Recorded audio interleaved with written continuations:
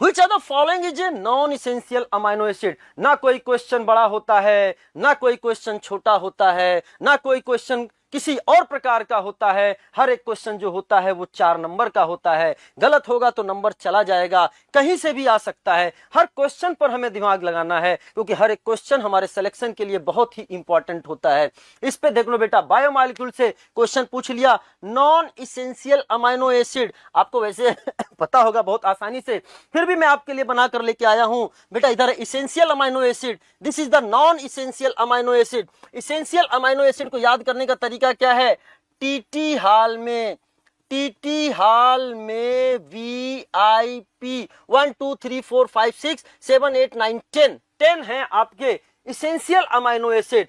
और आपके सामने A3 G3 सिटी में आया हुआ है SP 3 3 6 2 8 है 2 10 आपके सामने है नॉन इसेंशियल अमाइनो एसिड। पूछा जाए इसेंशियल कितने? 10। पूछा जाए नॉन इसेंशियल कितने? 10। लेकिन इसमें एक एक्स्ट्रा इंफॉर्मेशन है कि आर्जिनिन और हिस्टिडीन जो होते हैं वो सेमी इसेंशियल अमाइनो एसिड है। मान लो कहीं भी पूछ ले सेमी इसेंशियल का नाम बताओ, वैसे है ये इसेंशियल, लेकिन अगर अलग करना चाहे सेमी इसेंशियल तो आप बोल सकते हो, लेकिन इसेंशियल टोटल कितने हैं? 10। लेकिन उसने आपसे क्या क्वेश्चन पूछा है कि बताइए इसमें से Which of the following is non-essential? बेटा वैलिन, मिथ्योनिन एंड लाइसिन, बहुत ध्यान सुनना। यहाँ पे देखिए, this is the valine, this is the methionine and this is the lysine. ये इसेंशियल है।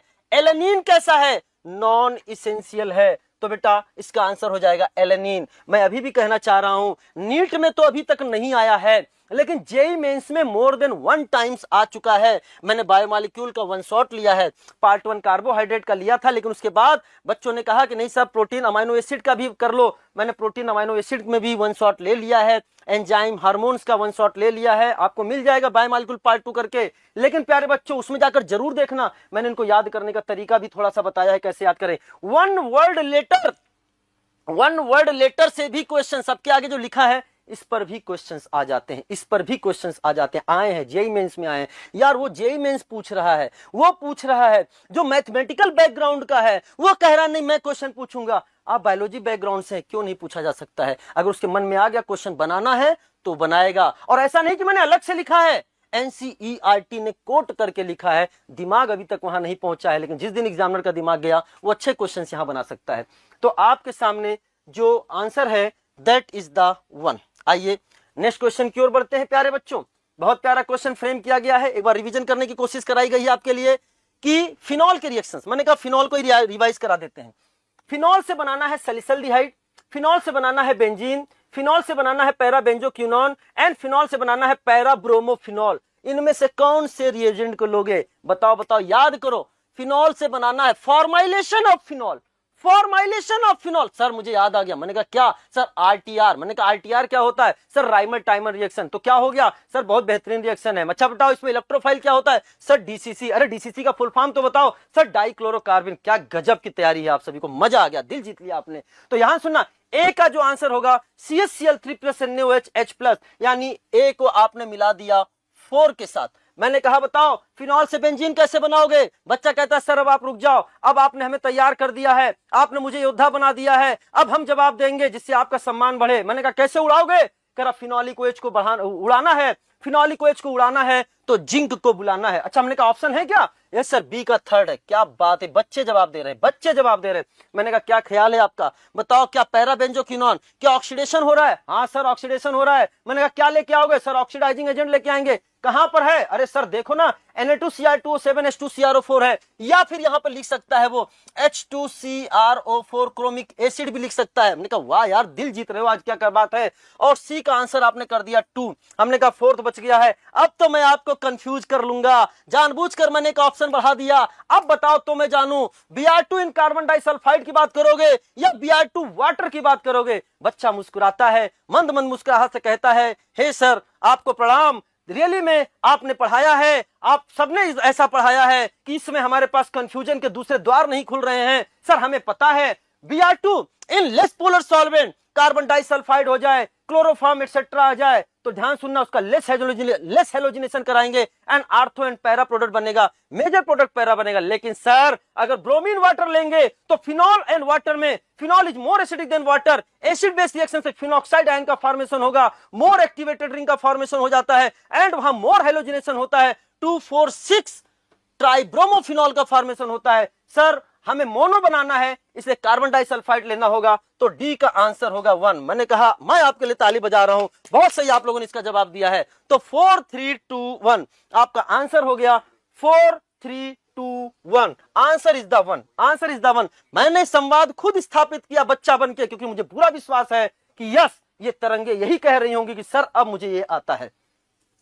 आपके सामने पूरा रिवीजन हो गया है। राइमर टाइमर रिएक्शन जानबूझकर मैं आपके सामने लेके आया हूं ताकि एक बार वापस से आप इस इंटरमीडिएट के बारे में देख लीजिए। और यहां पर जो आपके सामने इलेक्ट्रोफाइल है वो CCl2 dichlorocarbene, this is the electrophile and formylation of phenol, formylation of phenol का फॉर्मेशन होता है, दैट इज फॉर्माइल ग्रुप लग गया एंड ये सैलिसिल्डिहाइड का फॉर्मेशन हुआ। फिनॉलिक OH को उड़ाना है तो जिंक को बुलाना है। Na2Cr2O7 ले लो, H2CrO4 ले लो, K2Cr2O7 H2CrO4 ले लो। अगर आपके साथ K2Cr2O7 H2SO4 या H2CrO4 ले लो, बेटा ये दोनों रिएक्शन करते हैं ना, बनाते यही है, स्ट्रॉन्ग ऑक्सीडाइजिंग एजेंट की तरह बिहेव करता है। अगर रिंग एक्टिवेटेड है, प्लस M वाले ग्रुप जुड़े हुए हैं, तो बेटा उसका ऑक्सीडेशन हो जाता है और ऑक्सीडाइज प्रोडक्ट होता है बेंजोक्विनोन। और अगर तुमने फिनॉल की बोतल खुली रख दी, धीरे धीरे धीरे वो एयर के साथ खुद ऑक्सीडाइज हो जाता है और बनाता है बेंजोक्विनोन। एक क्वेश्चन आ चुका है, दिस इज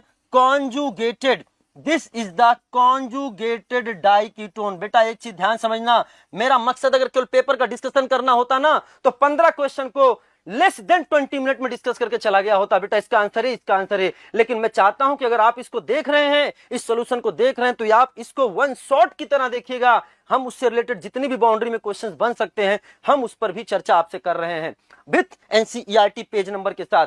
ये Br2 इन CH2 के साथ आपके साथ मोनोब्रोमोफिनॉल बनेगा, मेजर इज द पैरा। लेकिन अगर आपने लिया ब्रोमीन वाटर तो 2,4,6 ट्राइब्रोमोफिनॉल का फॉर्मेशन होगा। बेटा याद कर लो, रिवीजन कर लो इसको, हो सकता है कि इन्हीं में से कोई क्वेश्चन नीट में आ जाए। तो आपका जो आंसर बन चुका है, this is the answer 1। Now the next question, हम किसी भी कॉर्नर को छोड़ने वाले नहीं है। प्रैक्टिकल ऑर्गेनिक केमिस्ट्री उसने ऐड कर रखा है, प्रैक्टिकल ऑर्गेनिक केमिस्ट्री से रिलेटेड वो क्वेश्चन है और मैं जल्दी ही प्रैक्टिकल ऑर्गेनिक केमिस्ट्री पर वन शॉट लेकर आ रहा हूं। चीजें और भी अच्छे से आपके सामने होगी, नोटिफाई आपको वाया टेलीग्राम चैनल कर दिया जाएगा। प्यारे बच्चों, कॉलम 1 एंड कॉलम 2 दे रखा है, कंपोनेंट ऑफ मिक्सचर है एंड रिएजेंट दे रखा है। कह रहा है बताइए। बेटा बहुत प्यारा क्वेश्चन है। अगर हम बात करें aqueous copper sulphate, aqueous copper sulphate sir यहां भी लिखा हुआ है, सर एक्वस कॉपर सल्फेट यहां भी लिखा हुआ है। बेटा क्वेश्चन आया है, क्वेश्चन आया है, नीट में अभी क्वेश्चन पूछा गया, बेहतरीन क्वेश्चन था, बेहतरीन क्वेश्चन का बेहतरीन नजराना था और ऑप्शन तो ऐसे दिए थे कि बच्चे कंफ्यूज हो सकते थे। एक्वस कॉपर सल्फेट दोनों में दे रखा है, डिफरेंशिएट कैसे किया जाए। यहां सोडियम सिट्रेट है और यहां एल्कलाइन सोडियम पोटेशियम टार्ट्रेट, जिसे हम रोचेल सॉल्ट बोलते हैं। अगर एल्कलाइन सोडियम पोटेशियम टार्ट्रेट या रोचेल सॉल्ट है तो यह है हमारा फेलिंग सॉल्यूशन, यानी बी का आंसर हो गया आपके सामने पी। और अगर सोडियम सिट्रेट है, आपके एनसीईआरटी में इसके बारे में चर्चा नहीं करी है, लेकिन देखो बेटा laboratory manual chemistry test for functional group of organic compound page number 93 Benedict solution और सिप्स रिएजेंट के बारे में बेहतरीन बातें उसने करी है। क्वेश्चन वहां से भी है क्योंकि वो हमारे सिलेबस में ऐड हो चुका है। तो सोडियम सिट्रेट है, सोडियम कार्बोनेट भी लिख देता है कभी बुक में, कभी नहीं लिखता है, that is the Benedict solution. ये हमारा हो गया आर, ये हो गया आर। और ये जो हमारे सामने लिया है सोडियम सिट्रेट या रोचेल सॉल्ट लिया है, what is the purpose of this, ये कॉम्प्लेक्स फॉर्मेशन में हेल्प करते हैं, कॉम्प्लेक्सेशन के लिए कॉम्प्लेक्स फॉर्म में रिएक्शन होता है, वो स्टेबिलिटी इशू होता है। And Benedict is a, this is the modified form of Fehling solution and it is more stable than FS, more stable than FS। Class में पूरी डिस्कस करी गई है इस पे कि क्या स्टेबिलिटी का रेशियो एस्पेक्ट्स है, क्यों इसको कॉम्प्लेक्स फॉर्मेशन यूज किया जाता है, सारी चीजें यहां पर हम उतना डिस्कस नहीं कर सकते। Aqueous solution of pararosaniline hydrochloride dye, जिसे अपन बोलते हैं मेजेंटा डाई, बहुत ध्यान समझना, दिस इज कॉल्ड एज, इसे हम लोग बोलते हैं this is called as magenta dye, जो पिंक कलर का होता है, जो पिंक नहीं नहीं नहीं साहब, वो सिप्स रिएजेंट नहीं होता, वो डाई सिप्स रिएजेंट नहीं होता। हाँ, उसमें जब हम SO2 गैस पास कर देते हैं या Na2SO3 सोडियम सल्फाइड पास कर देते हैं प्यारे बच्चों, और Na2SO3 या कुछ बुक्स लिखती हैं NaHSO3, तो कलरलेस सोल्यूशन बनता है। That colourless solution is called Schiff's reagent. और जब उसमें एल्डिहाइड पास करते हैं तो पिंक कलर रीअपियर हो जाता है, and that is called test for aldehyde. उसे हम फटसिन एल्डिहाइड टेस्ट के नाम से भी जानते हैं, क्योंकि मेजेंटा डाई का दूसरा नाम क्या है, फटसिन। बहुत प्यारे बच्चों ध्यान समझना, यानी सी को हमने सिप्स रिएजेंट की बात करी, ना ना ना, सिप्स बेस अलग बात, सिप्स रिएजेंट अलग बात। प्यारे बच्चों, अगर हमने एल्डिहाइड या कीटोन की रिएक्शन, बहुत ध्यान समझना, अगर हमने एल्डिहाइड की रिएक्शन या कीटोन की रिएक्शन किसके साथ कराई, प्राइमरी एमाइन के साथ कराई। मैं पूरा रिवीजन करवा रहा हूं आपके सामने। In acidic medium pH 4 to 6, best pH 4.5 and mechanism is NaER, nucleophilic addition elimination reaction. जल जल है कि मानता नहीं, निकल जाएगा। And there is a formation of, ये जो कंपाउंड आपके सामने बन रहा है, this is called substituted, this is called substituted imine, substituted imine, जिसे हम लोग बोलते हैं सिप्स बेस।